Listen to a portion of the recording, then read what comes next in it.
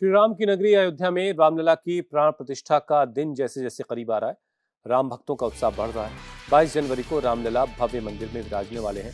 इससे पहले 30 दिसंबर को पीएम मोदी अयोध्या जा रहे हैं, जहां वो नए एयरपोर्ट का और रेलवे स्टेशन के फर्स्ट फेज का लोकार्पण करेंगे।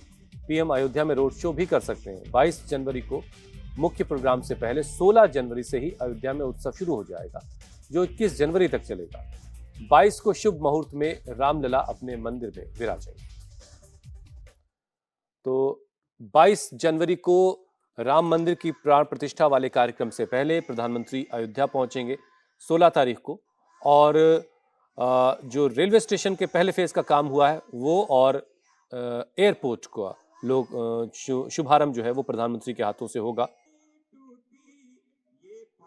और एक रोड शो भी प्रधानमंत्री अयोध्या में कर सकते हैं, ऐसा बताया जा रहा है। और जबरदस्त तैयारियां इस वक्त अयोध्या में चल रही हैं। पूरी अयोध्या सज धज कर तैयार है।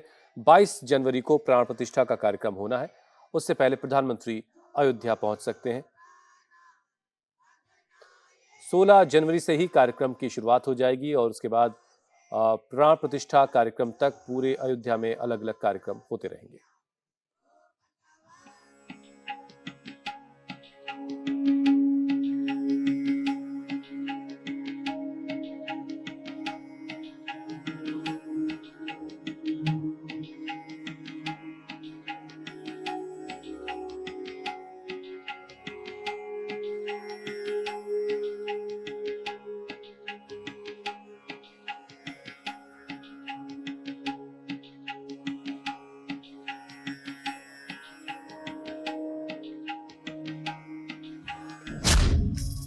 साकार हो रहा है करोड़ों भक्तों का सपना।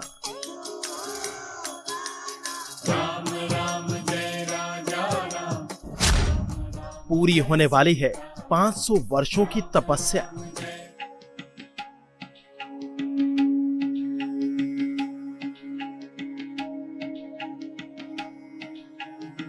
भव्य मंदिर में विराजने वाले हैं रामलला। 22 तारीख को हम में से प्रत्येक जिस गांव मोहल्ले में रहता है, जिस कॉलोनी में रहता है, उसी गांव मोहल्ले कॉलोनी में वैसा ही आनंद का कार्यक्रम बनाए। 22 जनवरी को अयोध्या में रामलला की प्राण प्रतिष्ठा हो रही है और इसके लिए अयोध्या में राम मंदिर से लेकर पूरी राम नगरी दुल्हन की तरह सज संवर रही है। भव्य राम मंदिर का काम अंतिम चरणों में है। मंदिर के गर्भगृह का काम पूरा हो चुका है। नक्काशी से लेकर तमाम सजावट तक काम बस पूरा होने वाला ही है। शहर सजाए जा रहे हैं, सड़कें चमकाई जा रही है, सरयू के घाट भी साफ हो रहे हैं। 22 जनवरी को लेकर तैयारी सिर्फ अयोध्या में ही नहीं, दुनिया भर में राम भक्त इस ऐतिहासिक उत्सव की तैयारी कर रहे हैं। इज्जत की लड़ाई थी, सम्मान की लड़ाई थी, गौरव की लड़ाई थी, हिंदुस्तान की मूंछ की लड़ाई थी।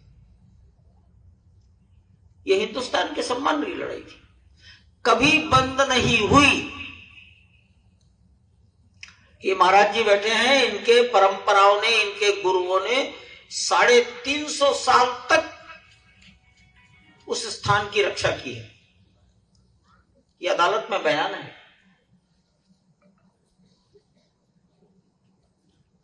उसके लिए कुछ न कुछ करते रहे।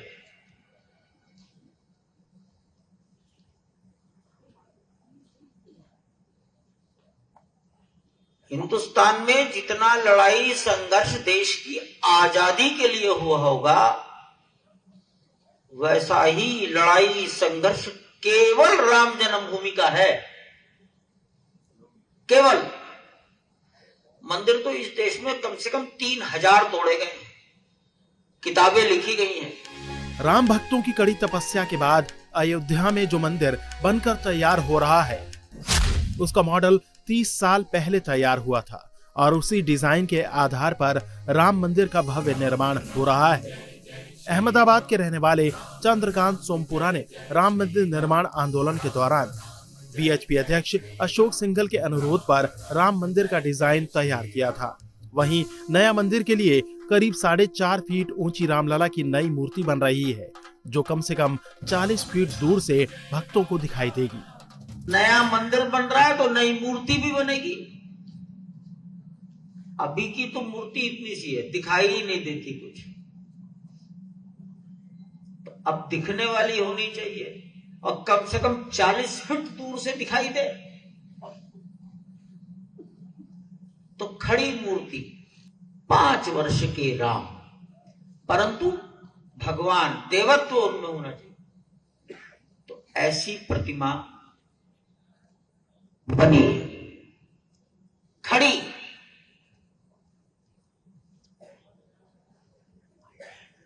लगभग 4.5 फीट की मान लीजिए, खड़ी। तो प्रतिमा भी बन गई और मंदिर में वो प्रतिमा जहां रखी जाएगी वो गर्भगृह भी बन गया। मंदिर तो बहुत लंबा है, पत्थरों का है। 22 जनवरी को रामलला भव्य राम मंदिर के गर्भगृह में विराजेंगे। इससे पहले 30 दिसंबर को पीएम मोदी भगवान राम की नगरी अयोध्या पहुंच रहे हैं, जहां वो इंटरनेशनल एयरपोर्ट और नए रेलवे स्टेशन के फर्स्ट फेज का लोकार्पण करने वाले हैं। इसके साथ ही पीएम मोदी अयोध्या से 6 वंदे भारत ट्रेनों को हरी झंडी दिखाएंगे। 30 दिसंबर को पीएम मोदी का अयोध्या एयरपोर्ट से रेलवे स्टेशन तक 8 किलोमीटर लंबा रोड शो का कार्यक्रम है। इसके साथ ही पीएम अयोध्या में एक जनसभा को भी संबोधित करने वाले हैं। नहीं, पूरी हम लोग की तैयारी चल रही है। ये जनसभा स्थल है, यहाँ पे तैयारी चल रही है और एयरपोर्ट का हम लोग का काम लगभग कंप्लीशन स्थिति में, फिनिशिंग का काम चल रहा है। और यहाँ पे फ्लाइट्स के भी तय हो गए हैं, कौन कौन से फ्लाइट्स आएंगे, कब किस दिनों में आएंगे। तो ये जनपद अयोध्या के लिए गर्व की बात है हम लोगों के लिए कि काफ़ी कम समय में, 2 साल के रिकॉर्ड समय में हम लोगों ने एयरपोर्ट संपादित हुआ है। और साथ साथ रेलवे स्टेशन का भी फर्स्ट फेज का इनॉग्रेशन होगा। और अब बात कांग्रेस के संत यानी प्रमोद कृष्णम की। हमेशा अपने मुखर बयानों की वजह से वो चर्चा में रहते हैं। आचार्य प्रमोद कृष्णम ने इस बार अखिलेश यादव पर हमला बोला। आचार्य प्रमोद कृष्णम ने कहा कि अखिलेश यादव इंडिया अलायंस का हिस्सा नहीं है, वो तो ईडी और सीबीआई के से डर कर अपना ढोल बजा रहे हैं। इसके साथ ही उन्होंने एक सवाल के जवाब में ये भी कहा कि अगर पीएम मोदी अच्छा काम करेंगे तो वो उनकी तारीफ जरूर करेंगे और इसमें कोई बुराई भी नहीं है।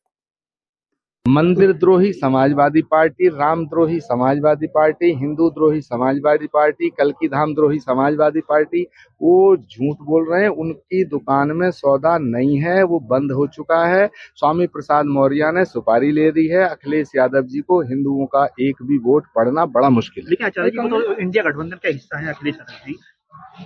वो किसी गठबंधन का हिस्सा नहीं है। वो ईडी और सीबीआई से डर के ये अपना ढोल बजा रहे हैं। मोदी जी के लगातार तारीफ करते रहे हैं, क्या माना याद 2024 के लोकसभा चुनाव में क्या बीजेपी से उतरने की कोई तैयारी है आपकी? मोदी जी कोई बीजेपी के थोड़े ही, हमारे भी हैं, देश के प्रधानमंत्री हैं। तो अगर मोदी जी कोई अच्छा काम करेंगे तो उसका समर्थन करना चाहिए और कोई गलत काम करेंगे तो उसकी आलोचना करना चाहिए।